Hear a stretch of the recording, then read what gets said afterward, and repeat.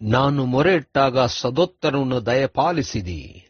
ನನ್ನ ಆತ್ಮಕ್ಕೆ ಬಲ ಕೊಟ್ಟು ನನ್ನನ್ನು ಧೈರ್ಯಪಡಿಸಿದ್ದಿ. ಗುರುವಾರ 6ನೇ ಜೂನ್ 2024 ಇಸ್ವಿ. ಈ ದಿನದ ವಾಕ್ಯ ಧ್ಯಾನಕ್ಕಾಗಿ ನಾನು ಆರಿಸಿಕೊಂಡಿರುವಂಥ ವೇದ ಭಾಗವು ಆದಿಕಾಂಡ 24ನೇ ಅಧ್ಯಾಯದ 52ನೇ ವಚನ.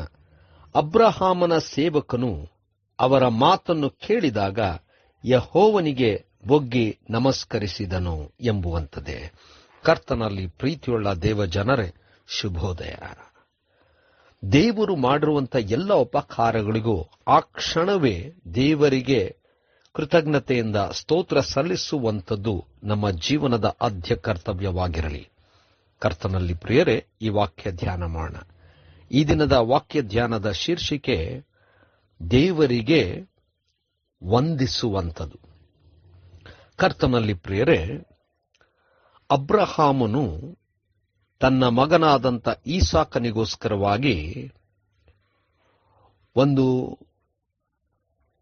ಸಂಬಂಧವನ್ನು ತನ್ನ ಸಂಬಂಧಿಕರಲ್ಲಿ ತನ್ನ ಊರಿನಿಂದ ತರಬೇಕೆಂಬುದಾಗಿ ತನ್ನ ಸೇವಕನಾದಂಥ ಎಲಿಯೇಜರನಿಗೆ ಈ ಕಾರ್ಯವನ್ನು ನೇಮಿಸಿದನು.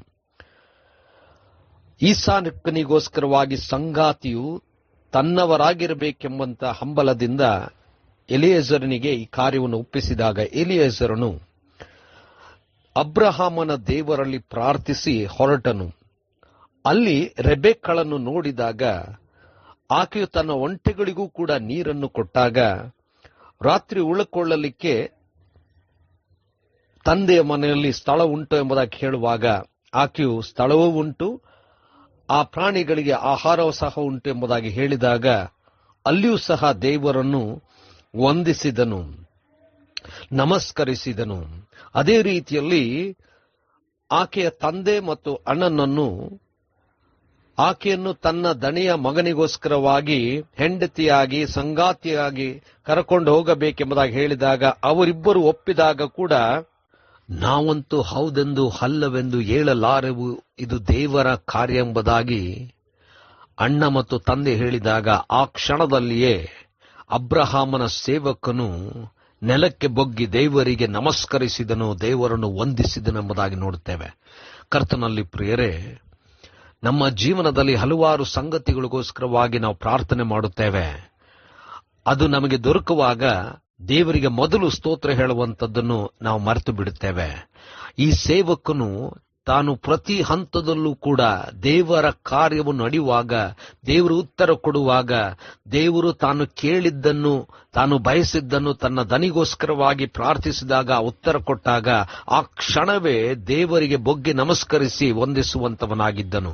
ಕರ್ತನಲ್ಲಿ ಪ್ರಿಯರೇ, ನಮ್ಮ ಜೀವನದಲ್ಲೂ ಕೂಡ ನಾವು ಎಲ್ಲಾ ಸಂದರ್ಭದಲ್ಲೂ ದೇವರಿಗೆ ಕೃತಜ್ಞತೆಯಿಂದ ಸ್ತೋತ್ರವನ್ನು ಸಲ್ಲಿಸುವಂತವರಾಗಿರಬೇಕು. ನಾವುಗಳು ಮಾಡುವಂತ ಸ್ತುತಿ ಸ್ತೋತ್ರಗಳು ಎಲ್ಲಾ ವಿಚಾರಕ್ಕೂ ಎಲ್ಲಾ ಸಮಯದಲ್ಲೂ ಇರುವಂತದ್ದಾಗಿರಬೇಕು. ನಾವುಗಳು ಅನುಭವಿಸಿದಂಥ ಅನೇಕ ಅದ್ಭುತಗಳು ಕಾರ್ಯಗಳು ದೇವರಿಂದ ಆದಾಗ ಆ ಕ್ಷಣವೇ ದೇವರಿಗೆ ಸ್ತೋತ್ರ ಸಲ್ಲಿಸುವಂತೆ ನಮ್ಮನ್ನು ನಾವು ಒಪ್ಪಿಸಿಕೊಳ್ಳೋಣ. ಕರ್ತನೇ ದಯಾಮಯ ಸ್ವಾಮಿ, ನೀನಂತೂ ನಮಗೆ ನೆನೆಸಲಾರದಂಥ ಆಶೀರ್ವಾದಗಳನ್ನು ಕೊಡುತ್ತಲೇ ಇದ್ದಿ. ಆ ಕ್ಷಣದಲ್ಲೇ ನಾವು ನಿನಗೆ ಸ್ತೋತ್ರ ಸಲ್ಲಿಸುವ ಹಾಗೆ ನಮ್ಮನ್ನು ಬಲಪಡಿಸಿ ನಡೆಸು. ಯೇಸುವಿನ ನಾಮದಲ್ಲಿ ಪ್ರಾರ್ಥನೆ ಬೇಡಿದೆವು ತಂದೆಯೇ, ಆಮೆನ್.